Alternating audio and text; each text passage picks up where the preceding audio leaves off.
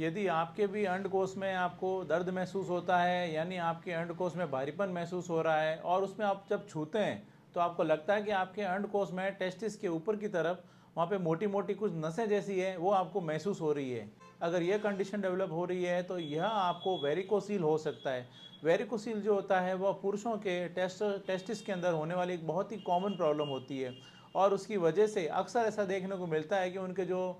शुक्राणु होते हैं, स्पर्म्स होते हैं, स्पर्म पर इसका बहुत ज़्यादा असर देखने को मिलता है और उसकी वजह से उनको स्पर्म काउंट्स में जो उनको कमी अक्सर जो होती है वो देखने को मिलती है और उसकी वजह से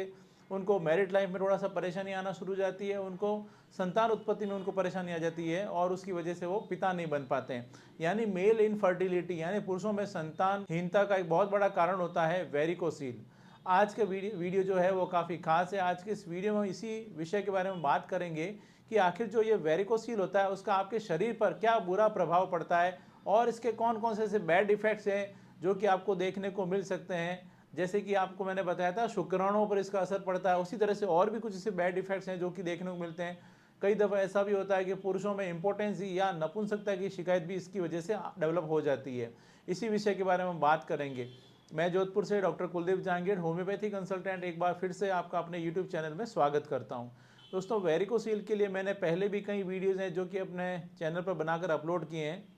कि वेरिकोसील क्या होता है, क्या इसके लक्षण है, क्या इसका होम्योपैथी में ट्रीटमेंट है, इन सब के बारे में मैंने जानकारियाँ शेयर की है। इसके अलावा मैंने कई सक्सेस स्टोरीज़ भी अपने चैनल पर मैं डालता हूँ जिसमें मैंने विद रिपोर्ट्स, मैंने विद प्रूफ्स, मैंने जो इसकी सक्सेस स्टोरीज़ है वो अपने चैनल पर डाली है कि कैसे 4th ग्रेड तक का जो वेरिकोसील था वो होम्योपैथी दवाओं से ठीक हुआ है हमारी क्लिनिक में। दोस्तों, यदि आपके साथ में भी कुछ वेरिकोसील जैसी समस्या आ रही है या उसकी वजह से आपको संतानहीनता की शिकायत आ रही है, इनफर्टिलिटी डेवलप हो गई है, उसकी वजह से आपको मैरिड लाइफ डिस्टर्बेंस हो रहा है उसके कारण, और उसके अलावा भी आपको अगर इंपॉर्टेंस या इरेक्टाइल डिसफंक्शन या नपुंसकता की शिकायत आ रही है, तो इन सभी कंडीशंस के लिए आप होम्योपैथी ले सकते हैं। होम्योपैथी में इस तरह की कंडीशंस के लिए काफ़ी अच्छी मेडिसिन अवेलेबल होती है। आप चाहें तो मुझसे कॉन्टैक्ट कर सकते हैं। चलिए अब हम बात करते हैं कि आखिर वेरिकोसील जो होता क्या है, ये कहाँ पर डेवलप होता है, किस तरह से इसमें चेंजेस आते हैं, इसको मैं शॉर्ट में समझाने की कोशिश करता हूँ आगे बढ़ने से पहले। दोस्तों, जो वेरिकोसील होता है, जैसा कि आप डायग्राम में देख रहे हैं, आपके जो अंडकोश होते हैं, आपके अंडकोश में जो दो टेस्टिस होते हैं राइट और लेफ्ट, उसके ऊपर की तरफ आपको वहाँ पर आपको जैसा कि डायग्राम में देख रहे हैं वहाँ पर मोटी मोटी नसें जो हैं वो देखने को मिलती है। बेसिकली आपके जो टेस्टिस होते हैं, टेस्टिस के अंदर प्रॉपर ब्लड सप्लाई के लिए आर्टरी और वेसल्स जो वेन्स होती है वो उसकी सप्लाई होती है। आर्टरी से उनको ब्लड मिलता है, ऑक्सीजनेटेड ब्लड, और वहाँ से वापस जो एक पेम्पिनीफॉर्म फ्लेक्सिस जो होता है जिसको बोलते हैं, जो कि वहाँ से वापस जो ब्लड को वहाँ से कलेक्ट करने का काम करता है, वो ऊपर वापस बॉडी में भेजता है हार्ट की तरफ। और यह जो पेम्पिनीफॉर्म फ्लेक्सिस जो होती है, ये जो वेंस होती है, उसके अंदर क्या होता है कि वाल्स के अंदर कभी कुछ कारण से जब गड़बड़ी हो जाती है, उसके कारण ब्लड ऊपर नहीं जा पाता और वहाँ पर ब्लड का कलेक्शन होना शुरू हो जाती है और उसकी वजह से वहाँ की जो वेसल्स होती है, जो ये वेंस होती है, उसमें डायलेशन होना शुरू हो जाता है और उसके कारण वहाँ पर मोटी मोटी जो नसें होती है, ये नसें दिखना शुरू हो जाती है। जब आप उसको छुएंगे या कई दफ़ा जब ज़्यादा बड़ी जाती है तो देखने पर भी उसमें ऐसा पता चलता है कि वहाँ पर कुछ मोटी मोटी नसें हैं। वहाँ पर ऐसा लगेगा कि वहाँ पर कुछ कैंचुए जैसी संरचना है, जो कि अंदर एक थैले में भरे हुए से कैंचुए जैसे होता है, उस तरह से वहाँ पर देखने को मिलते हैं। इस तरह की कंडीशन देखने को मिलती है तो आप समझ सकते हैं कि कहीं आपको वेरिकोसील तो नहीं है। इसके अलावा आपको टेस्टिस में भारीपन, टेस्टिस में आपको दर्द महसूस हो सकता है। यह कुछ कॉमन सिम्टम्स हैं जो कि आपको अगर देखने को मिले तो आपको वेरिकोसील की संभावनाएं हो सकती है। अब अगर हम बात करें कि आखिर ये होता क्यों है, किस वजह से डेवलप होता है, तो इसमें जो अक्सर जिन लोगों का कुछ ऐसा काम है जिसमें उनको वज़न उठाना पड़ता है,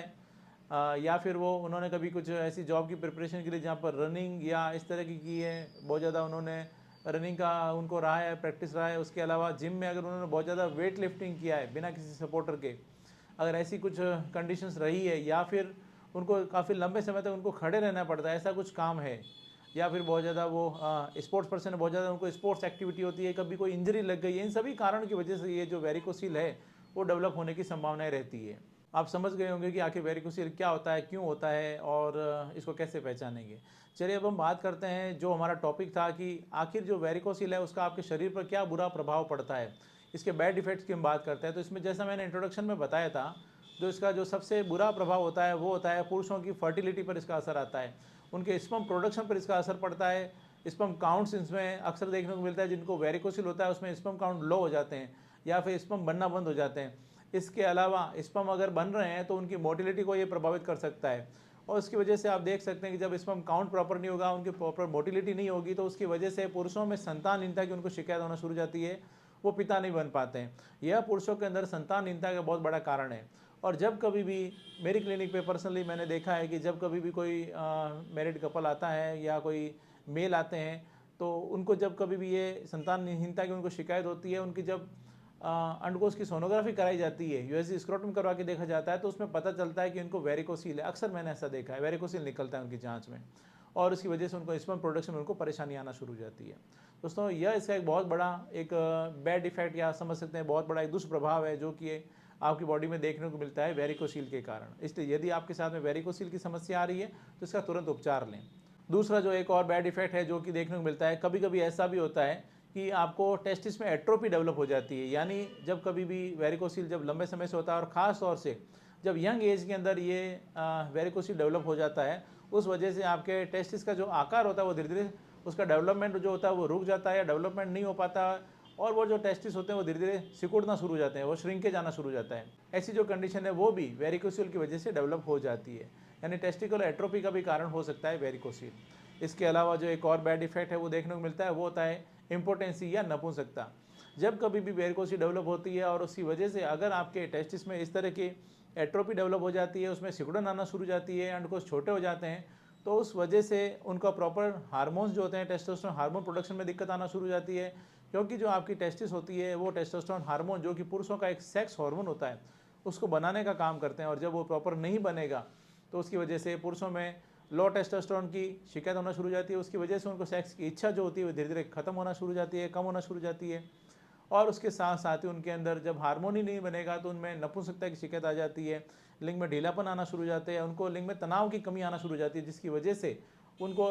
इरेक्टाइल डिसफंक्शन या इम्पोर्टेंसी की वो समस्या से ग्रसित हो जाते हैं। यह भी एक बहुत बड़ा इसका जो बैड इफेक्ट है वो देखने को मिलता है। इसके अलावा कई दफ़ा आपको जब इस तरह की कंडीशन डेवलप होती है तो आपको टेस्टिस में आपको भारीपन महसूस होना शुरू हो जाता है, वहाँ पर आपको दर्द महसूस होगा, वहाँ पर गर्माहट महसूस होती है, और कभी कभी जो ये दर्द और जो भारीपन होता है यह आपके अंडकोश में नीचे की तरफ आपको थाइस तक भी जाता है। थाइस तक भी कई पेशेंट है जो आके बताते हैं कि उनको वहाँ पर दर्द हो रहा है, और ये जो दर्द है वो नीचे तक जा रहा है, जलन होती है। इस तरह की कुछ कॉम्प्लिकेशंस है, कुछ इसके बैड इफेक्ट्स है जो कि आपको इसमें देखने को मिल सकते हैं यदि आपको वेरिकोसील लंबे समय से है तो। इसलिए यदि आपको वेरिकोसील आए आपको, या अगर आपको डाउट है, तो आप अपने डॉक्टर से मिलके नज़दीकी होम्योपैथी डॉक्टर से भी आप कंसल्ट कर सकते हैं। अपने इसमें अंडकोश की एक सोनोग्राफी कराने की ज़रूरत होती है, जिसकी सहायता से आपको, ताकि पता चल सके कहीं वेरिकोसील तो डेवलप नहीं हो रहा है। उसके साथ में और भी कुछ जांचें होती है जो कि आप अपने डॉक्टर से मिलते हैं तो वो करवा के देख सकते हैं। यदि आपके साथ में वेरिकोसील की समस्या आ रही है तो मैं आपको सजेशन दूंगा, एक बार आप होम्योपैथी ज़रूर लें। होम्योपैथी द्वारा आप अपने इस तरह की वेरिकोसील की जो कंडीशन है उसको आप ठीक कर सकते हैं। कई ऐसे पेशेंट हैं जो हमारी क्लिनिक में आए हैं और वेरिकोसील से उनको निजात मिली है। इसमें होम्योपैथी में कई ऐसी मेडिसिन जो कि इसमें काफ़ी अच्छा काम करती है, जैसे R42, hamamelis, calcarea fluor, fluoric acid, aesculus, और भी कई मेडिसिन जैसे आर्निका, और भी कई मेडिसिन जो कि इसमें अक्सर काम में ली जाती है, जिसके कि इसमें काफ़ी अच्छे रिजल्ट्स देखने को मिलते हैं। वो पेशेंट की कंडीशन के अकॉर्डिंग उसमें दी जाती है। इसलिए यदि आपके साथ में ऐसी समस्या आ रही है तो मैं आपको सजेशन दूंगा, एक बार आप चाहें तो मुझसे भी कॉन्टैक्ट कर सकते हैं। होम्योपैथी द्वारा हो सकता है आपको सर्जरी की ज़रूरत नहीं पड़े, या बिना ऑपरेशन के आप ठीक हो जाएं। यदि आप मुझसे कॉन्टैक्ट करना चाहते हैं तो मैंने अपना कॉन्टैक्ट डिटेल दे रखा है, आप मेरे कॉन्टैक्ट व्हाट्सअप डीपी में जाएंगे, आपको सारी जानकारी मिल जाएगी। मैं उम्मीद करता हूँ आज मैंने आपके साथ में जो भी जानकारी शेयर की है आपको ये पसंद आई और आपके लिए फ़ायदेमंद साबित होगी। इसी तरह मेरे साथ जुड़े रहें, इस चैनल को सब्सक्राइब करें, बेल आइकन जरूर दबाएं, ताकि जैसे भी कोई नेक्स्ट वीडियो अपलोड करूँ आपके पास उसका नोटिफिकेशन आ सके। Thank you.